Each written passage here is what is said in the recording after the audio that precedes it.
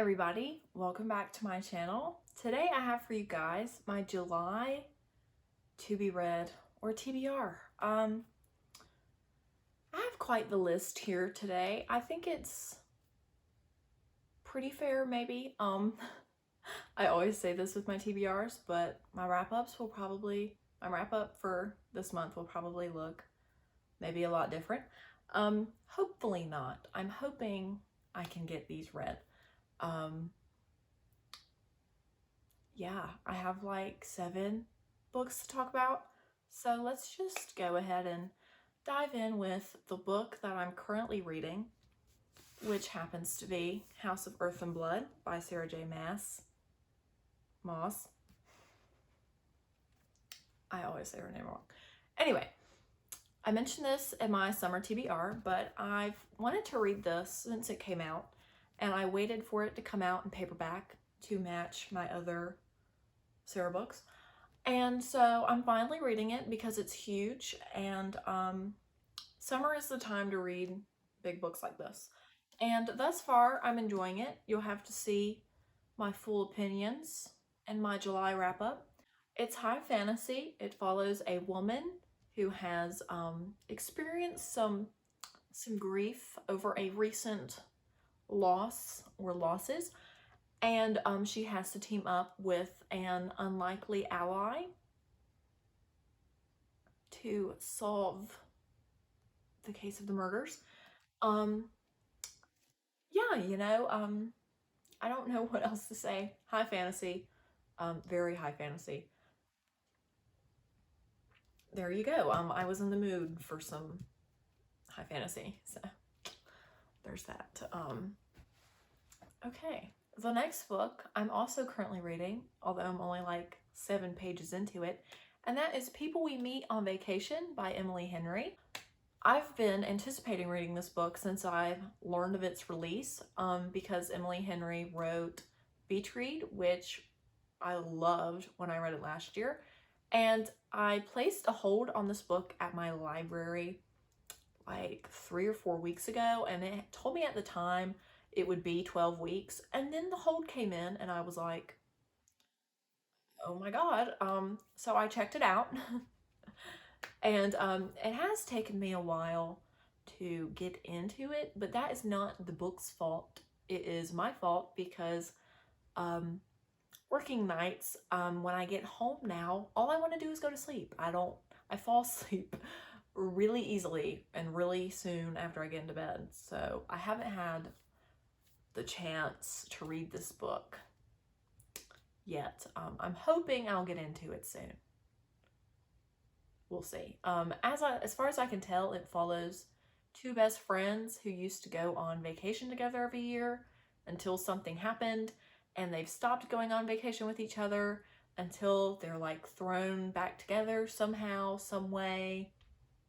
So it sounds a bit like The Dating Plan, which I read in June and really liked, in that it follows like 2 childhood sweethearts, friends, who come back together after hating each other for a length of time. So, and if it's anything like Beach Read, I'm gonna love it. So we'll see how it goes once I read more of it and in my July wrap-up. Okay, the next book I want to read is The Maidens by Alex Michaelides. I wanted to get to this in June, but I just did not have the chance to. And so I'm really looking forward to reading this and to break up the bit of a heavy fantasy month we're gonna have. He wrote The Silent Patient, which I loved when I read it in May, and my mother and I pre-ordered this book because we both really like The Silent Patient, and she's already read it. She did say she didn't like it as much as The Silent Patient, so I'm a little more nervous, but she doesn't like Greek mythology like I do, and I think that's a heavy theme in this. From what I can gather, it follows, what is she? A group therapist who becomes intrigued in a murder case that happens at Cambridge, and she suspects a professor who a group of girls named the Maidens are obsessed with, and she thinks he's killing them, and she has to, like, she gets roped into the investigation. I don't know. I'll give you a more in-depth synopsis after I've read it. Maybe, maybe not. But I'm really looking forward to it. So, and hopefully I'll get to it this month. Maybe, possibly.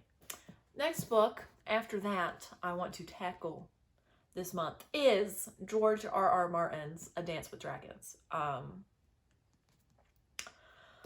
Yes, as I said in my summer TBR, I read one book from this series every summer, and I've finally made it to this bad boy.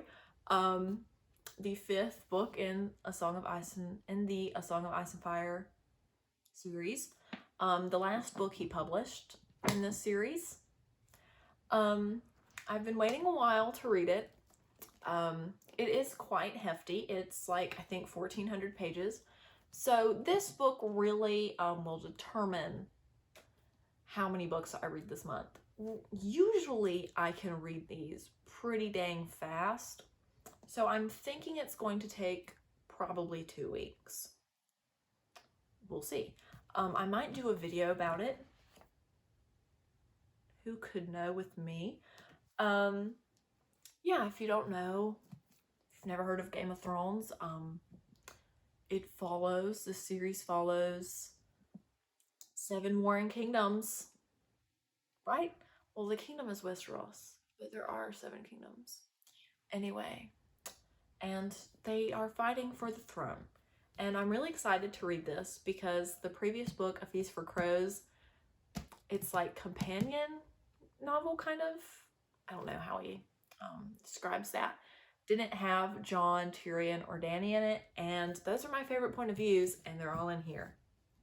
So there's that. I'm really excited to read this. It might be on my favorites of 2021. All I know is that for the past couple of years, for as long as I've been reading the series, every time I read it, it's like high up on my list of favorites of the year. So you'll probably be seeing it again after my July wrap up, because you're for sure hopefully going to be seeing it in there. Watch me not read it. No, I will read it, I swear. Like, I have to read it this month. This is the last chance I'm gonna get before I have to go back to school. So okay, the next ebook I want to mention is Namesake by Adrienne Young, which is the sequel to Fable, which I read in June and enjoyed. Yeah, this duology follows a girl who has been stranded on an island by her father, and she is forced to kind of make an alliance with a certain crew in order to find her father and claim what she thinks is her inheritance. And Fable ended on a big cliffhanger, so I'm really, really excited to get into Namesake. Really excited. Yeah, so that's the last ebook. The last 2 books I want to hopefully get to in July. I was debating on how many to put on this list because I know A Dance with Dragons is going to consume most of my month. But I would really like to get to the first 2 books in the Raven Cycle series. So that's The Raven Boys and the Dream Thieves by Maggie Stiefvater. This wasn't on my summer TBR, but then I started thinking about how if I were to read these at college, I would probably be too embarrassed to read them in public, which would limit my reading time, and therefore I probably wouldn't read them. So I want to read the series before I go back on campus. So that's why they made this list, and I'm hoping I can get through this one at least, if not both of them. I've seen people read them on Goodreads, and they seem like they're pretty fast reads. So we'll see. I also might throw in a book between A Dance with Dragons and these to break up the fantasy some more. we'll just have to see how long that humongous novel takes me. But hopefully I can at least make it through the first one.